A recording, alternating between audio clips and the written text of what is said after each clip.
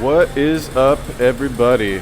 In this video, we are going to do Coach Greg, why going all in eliminates Hunter explained. Stephanie Buttermore. Who asked me to do this? Somebody. Mia Molina. Coach Greg did a video about all in. If you're not bored with the subject, can you please watch and comment it? Am I bored with the subject? It's irrelevant whether or not I'm bored with the subject. So here we go. Do I have tissue paper on my face? I just blew my nose. No, I'm good. Okay, so we're gonna do this one right now. If you guys have any other recommendations for YouTubers or videos, let me know.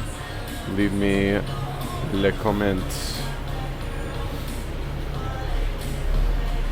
What I'm going to do is every week I'm going to talk about my favorite video of the week. This week I just watched Stephanie Buttermore, and the video was called How I Gained 30 Pounds and How It Changed My Physique. Oops, glute stretch marks training update. So it was a 20-minute video, and I recommend that you watch it just so you can see how gaining 30 pounds changed her and her transformation. It all stems back to going all in, and I'll give you my opinion on what she says. I'll give you some science, and I'll explain everything. I thought it was a good video, and so obviously it was my favorite video of the week. The start of the video, it begins by saying she's not hungry anymore. Okay, so she's gained 30 pounds in about 2 months. The first month she gained 18 pounds. Remember, she went all in. She went and ate like 5,000 calories a day from eating 1,500. She went from being like shredded to just being a little bit overweight, but in a good way. Like, she still looks good, obviously. She's just a little bit heavier. So it's 30 pounds she's gained. It's not 30 pounds of fat. It's probably 20 to 25 pounds of fat, and then you get your water and glycogen. So it's about 25% of her body weight. So it'd be like a 200-pound man like myself, 25%. It'd be like me going from 200 to 250 in 2 months. So it's a dramatic change, life-changing experience. So she would obviously feel totally different from this. She starts off by showing what she eats, and she in fact is eating healthier now that she's gained all this weight than she was when she wasn't gaining the weight. So, for example, her breakfast was 2 packages of oatmeal, bananas, blueberries, and Pea Science, I think, whey protein or some kind of protein powder. A super healthy breakfast. So probably 500 calories, but that's not that much. Obviously nowhere near 5,000. So now that she's not starving all the time, she's clearly not going to need to eat as much. And so she's gone, and it's been about 2 weeks where she hasn't gained any weight. So she's reached a point where she's probably not going to gain any weight. What I call that is your set point. So I'm going to get into the science of it right now, okay? So we're all born with a certain amount of fat cells, which of course they can split and divide and grow at certain periods of life. I don't want to get into too much details. But anyway, you have a certain amount of fat cells.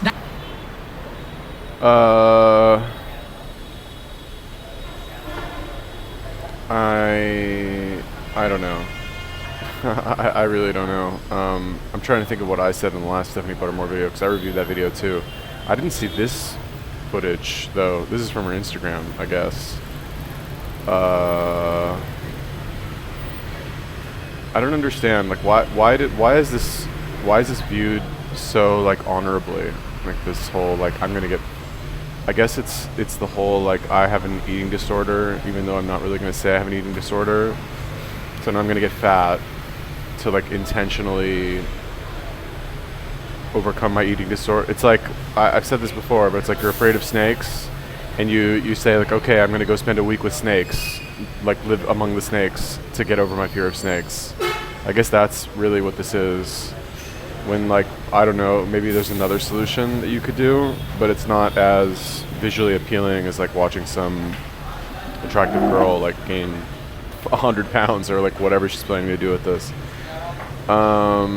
As far as like why it works, like, you know, do you know why like shooting a like anti-tank missile at a fly works? Like why that will kill the fly? Do you need to know, really? Like, what about all the other solutions that like will kill the fly, right? I guess like the anti-tank missile is probably more interesting on YouTube.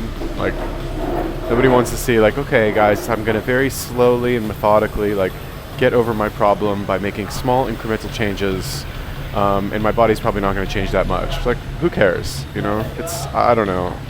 It's for the views. Like, look how many people are talking about this now. Like, he's talking about it, I'm talking about it, now I'm talking about him talking about it. It's like, I kind of hate my life at this point that this is what I've become. Like, I could have been a doctor, you know what I mean? I could have done anything, and now this is what I'm doing. Percent fat range. I would say she's probably about 33% just looking at the video.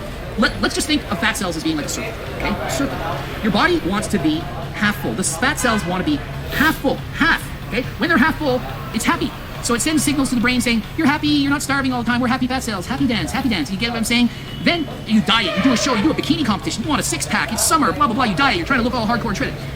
She held that shredded look for 5 years straight. Very difficult. So instead of being half full, let's say it was a quarter full, okay? So not a whole, not half, a quarter, down near the bottom.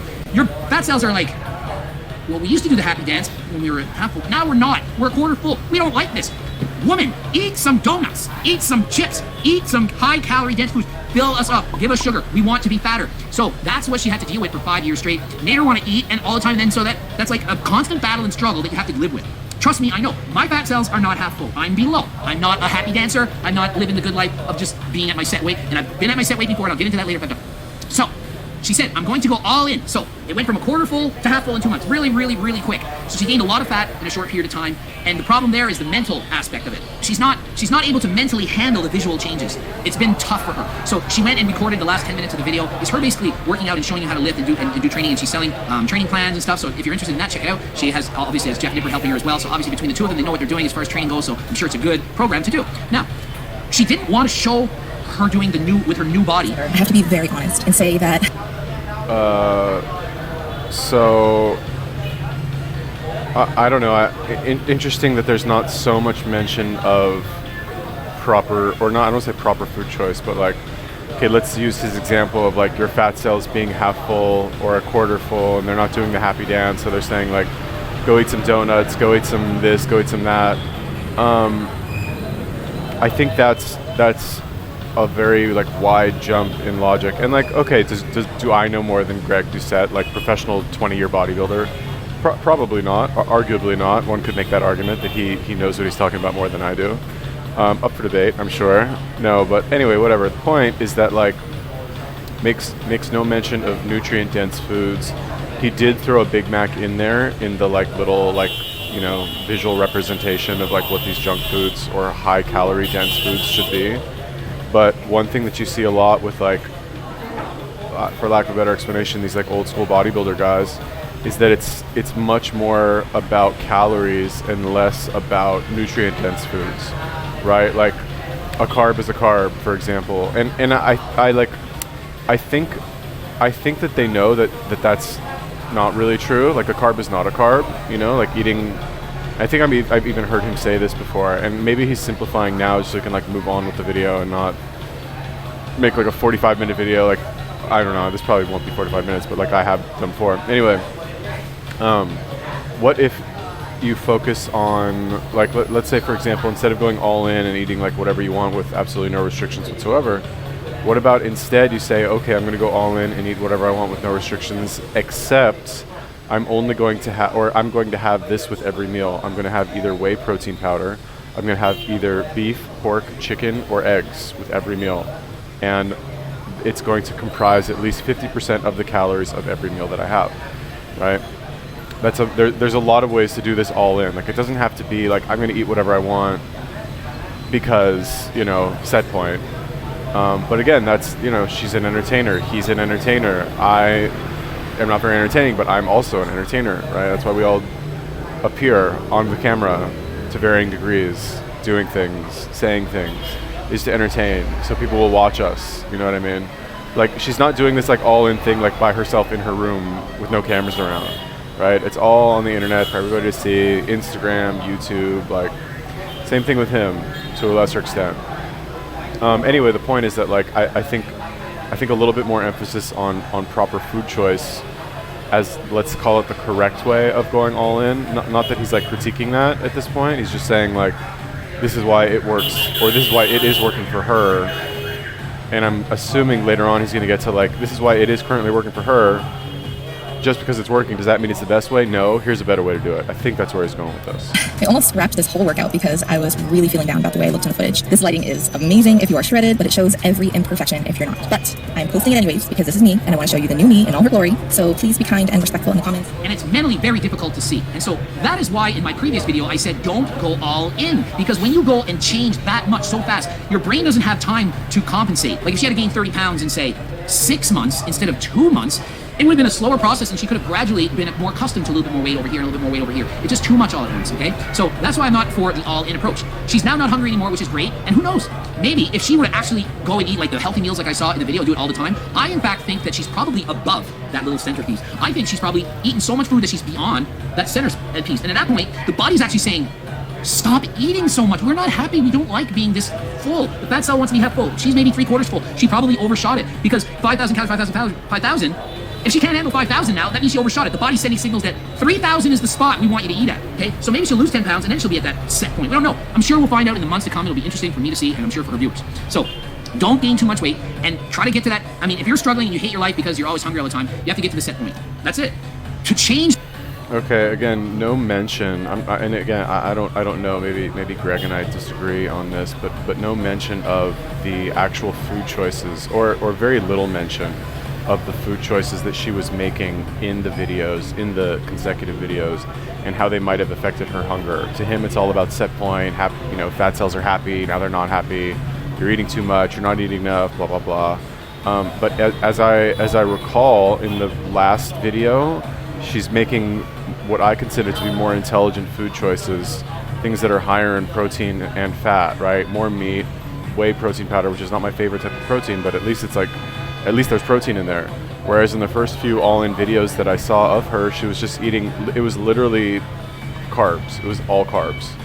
Not only was it all carbs, it was all junk food carbs, pretty much. And borderline junk food stuff, like pad thai and like pancakes, you know what I mean? Like borderline junk, right? And then like the real junk, like the donuts, whatever. And I think, I'm not sure if he will mention this at some point, but I think the reason she is getting fuller faster, okay, maybe it has something to do with the whole set point thing. But there is a problem with that, which I'll come back to in a second. But I think the real reason is that she's choosing foods that are going to keep you fuller for longer with less calories, like meat and protein powder.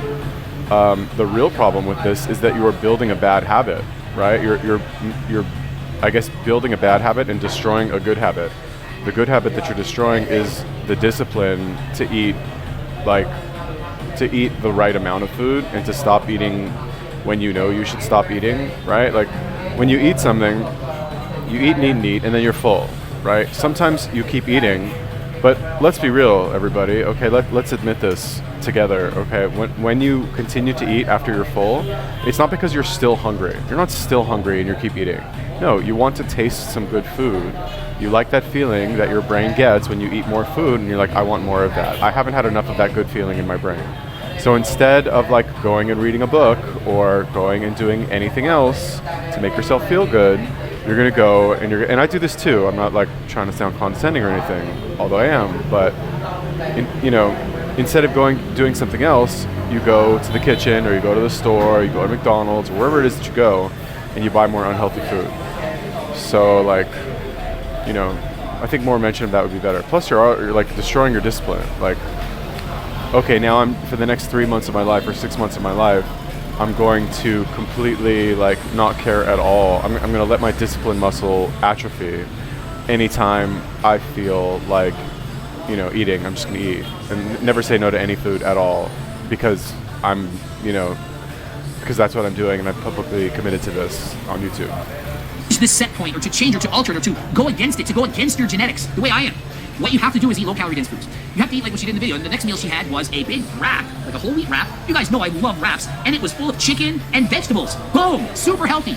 There was no donuts in this video. There was no chips and junk food. And I was really impressed to see her promoting eating health food. She even said, even though I can eat everything I want, I actually want to eat this oatmeal and bananas and stuff. So see, you don't need to eat a dozen donuts for breakfast to be eating what you want. You can want what you want, and it can be healthy. I want French freaking toast for freaking breakfast, and it's healthy and it's good. And I've got a billion different kinds of blueberries mixed in it and fried in it and French toast, and I want that. And I want popcorn all the freaking time, all the time. And I want wraps every single day and Greek yogurt. And because of that, my body fat isn't high. So rather than being half full where I want, because I didn't grow up at 9% body fat. I had fat and C and ab in my life until I did a diet for a bodybuilding show. And I did 15 to 20 hours of cardio every freaking week my whole life because I was a triathlete and I was in sports and I was fitness freak. I did more fitness than anyone I knew. I was doing more bike riding and swimming and I was like Mr. Cardio. Okay, I did weights too. I did it all. As I got older, I couldn't do that many hours a day, but I learned how to eat better. So eating those low-calorie dense foods, you're gonna have a better time of maintaining your weight. So that's what I recommend. And I think if Stephanie changes and eats all this healthy food that she's eating now, she'll be able to lower that set point and be thinner and keep it thinner. So this is good advice for all of you. I think if you eat what you want, and what you want is healthy, not pizza all the time, not garlic fingers and cake and ice cream. And trust me, I love a friggin' ice cream. I like it more than all of you. And instead of ice cream, I have Greek yogurt ice cream bars, right? Like Greek yogurt, low cal, and it's enough. And I have the, what did I have this afternoon? The ice cream, anabolic protein ice cream, the blended protein powder and ice cubes and it's so good. It makes up for not eating that stuff. Okay. Now. So interesting. He's calling. So I guess he considers, let's say chicken, for example, a low-calorie dense food. Okay. I sorry about the siren, by the way. I'm clearly not in my apartment. But anyway, I think what would happen, right? Because like you have to understand, Coach Greg here, he knows his stuff, and when he speaks as somebody who knows his stuff, as if he were speaking to somebody who also knows his stuff, right? Like when you talk to somebody who has no idea about fitness or nutrition at all, and you say, eat low-calorie dense foods, what will people think? Oh, I need to eat vegetables, right? And if you have somebody who's like pre-all-in Stephanie Buttermore, who looks like a skeleton, and they're like, oh, eat vegetables? Okay, what's that gonna do for them, right? Like, is chicken a low-calorie dense food? I guess you could make that argument. It depends what you mean by calorie dense. Is it as low-calorie dense as lettuce? No. Is it lower calorie dense than like peanut butter? Yes. But I think what we're missing here is not like, who cares about calorie dense, right? It's nutrient dense, which is the important part. It's going to keep you fuller for longer.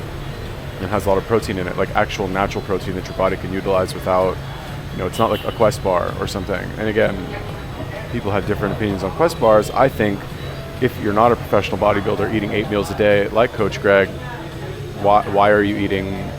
Fine, convenience, okay, fine. But like, I believe you should make an effort to eat as much of your food as actual real food as possible. Never saying I never had a protein bar, fucking love protein bars, blah, blah, blah, but like, try and eat as much real food as you can. So anyway, the point, he did talk about like the change in food choice being a contributing factor to like her improvement or her apparent improvement. But I think more attention should be paid to the increase in animal protein being the direct cause of that improvement, like I mentioned in my video. Yeah. Changing topic here. Warning. Stephanie has like 1 million people following her and liking what she's doing and supporting her. Support is huge. She's getting thousands of messages a day. So imagine, Stephanie, you look great, keep it up. Stephanie, you gained 10 pounds, but you look amazing. Stephanie, don't listen to all the haters, you look amazing. And there's not many haters. If you get 1,000 messages a day saying you look great, you're doing amazing, keep up, and you're inspiring us, it's a lot more motivating to stick to that plan and not kind of go back into the dark side, okay? So the warning is this. You might decide to go all in and you're like, your boyfriend's saying, you're a fat bitch, stop eating so much shit. So shut in. You might have a whole bunch of people making fun of you. You might have bullies after you, and that could easily happen. So be careful because it's not going to be as easy for you as it is for Stephanie. Plus, Stephanie still looks amazing at her heaviest weight. What if your set point is 290 pounds, not 150, for example? It's not the same thing. I mean, she's plateaued and she looks pretty good. What if she had gained 30 pounds, but it turned into 130? Would you be able to still handle that? So, it's not the same thing. So not all of you are going to have as easy a time as her, so I caution you on that. Now, my set point. I said I'm going to bulk to try to break the world record for powerlifting. I ate shit. I ate French fries, chicken nuggets, Subway. I was eating Joe Louis. So he's right. Let's just talk about that really quick. He's right that like if you are getting a lot of support, and I've said this before, if you're getting a lot of support from the public or from hundreds or thousands of people or even dozens of people, it's much easier to convince yourself that what you're doing is the right thing and that you should continue, right? Case in point, I mean, whatever, I make these videos, I get a lot of positive comments on these videos, not even so many, 10 is enough for me. People are like, love your videos, man, keep it up, you're doing great, blah, blah, blah. I'm like, oh, I guess these are actually really good. It could be that it's only 10 out of 1,000 people that think that, but it's those 10 who are commenting. So that's what I'm gonna think in my mind, right? I don't like have this like super complex equation about, well, is it actually 1,000 people that hate it? And you understand? And maybe I differ here on Coach Greg, or maybe I'm just allowed to say this because I'm a nobody, but like, I'm gonna blow Stephanie up here for a second. I do not, this is, I don't think she, well, this is too big. Let's be honest. Like this is too big. I don't know. She looks good. I mean, butt looks pretty good. Maybe posing a little bit for Instagram, right? It's not a candid shot here. This is probably like one of 100 shots. And she posed this one, or she picked this one, where her butt looks like really good. But like, if you saw this girl in real life, yeah, she's got a pretty face. But it's like, it's too much. You know what I mean? And like, she has her like bodybuilder boyfriend that she lives with. She has a history of fitness, so she, I'm assuming, knows how to like keep it in check to some degree. I don't know how big she's actually planning on getting, but like, I don't know. And honestly, girls, like, whatever, out there, like, do whatever you want. If you want to, like, get fat, all right, cool, have fun. I don't know, like, do your thing. But I don't know. I don't want to, like, encourage, like, all these, like, not that anyone cares what I think anyway, but, like, I would never say, like, go ahead, go all in, like, eat a bunch of trash food and get fat. Like, for what? How about you just eat healthy food and look good, you know, and have good habits without going all the way around? 130. Would you be able to still handle that? So, you know, it's not the same thing. So not all of you are going to have as easy a time as her, so I caution you on that. Now, my set point. I said I'm going to bulk to try to break the world record for powerlifting. I ate shit. I ate French fries, chicken nuggets, Subway. I was eating Joe Louis donuts and nuts and gummy worms and shit. All the shit I tell you guys to eat to bulk up, that's what I was eating. Bulker food. I was literally bulking. Not because I wanted to bulk to put on muscle. I wanted to have extra pounds. So if my chest was fatter, think of it this way. If my chest was fat in here, and I lower the bar on the bench press, and I don't have to go to here because my chest is full of fat, rather than here. You're going to lift more weight. That's why I did it. I only got up to 232 pounds, and at that point, I was past that halfway full zone. I was feeling like poop and fat, and I didn't like it, and I was never hungry ever. I had to basically force feed myself to eat all the time. Not to gain muscle, because you don't need to force feed to gain muscle. I was force feeding to gain fat to get more strength. 232 pounds. I weigh 199, 200 pounds right now. So I was 30-something pounds heavier than that. That's all I could gain. Some people go up to 300 pounds doing the same thing. So it depends. That's where my zone was. In university, I got to 187 pounds, and when I competed in bodybuilding, I was like 154. So I gained like 33 pounds from my 7% fat, dehydrated weight. So I could only gain 30 pounds. So the difference for me from being ripped to being all in is only 30-something pounds. Some of you, it's going to be 100 pounds. All right, so that sounds like logical, right? But like, if that's the case, how do you account for these people? What's the problem with set point theory? Is like, how do you account for these people who weigh like 800 pounds or 600 pounds?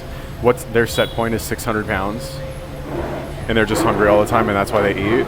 Like, what's the explanation for them, right? The set point theory like does not account for that, or does it? Right? It does not seem to, based on the like what he said in this video, and also what I've heard from other places, right? So like, I don't know if I buy into this whole set point thing, and it's also possible that Coach Greg, when he was trying to gain weight for his powerlifting thing, it's possible he was not trying to gain weight in the most efficient way possible, right? What did he say? He was eating gummy bears, jelly donuts, French fries, right? Those things will make you gain weight, but what will also make you gain weight, and what I believe, I've done like no research on this, but what I'm going to assume that all of these like 600-pound people do to gain a lot of weight is they have a lot of liquid calories, right? They have a lot of soda, basically. Because like, if you drink, how much, I don't even know how many calories is in a Coke, but like, if you drink a ton of Coke, not only does it spike your insulin, but it's also got a ton of calories and a ton of sugar, right? So like, it's possible he wanted to do a dirty bulk, but only a little bit dirty. And like French fries, gummy bears, that kind of stuff, that's as dirty as he wanted to go.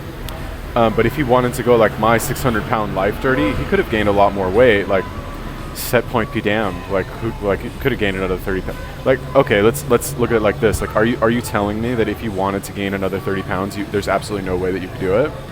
Of course you could. You definitely could. Absolutely, 100%. Yeah, okay, fine.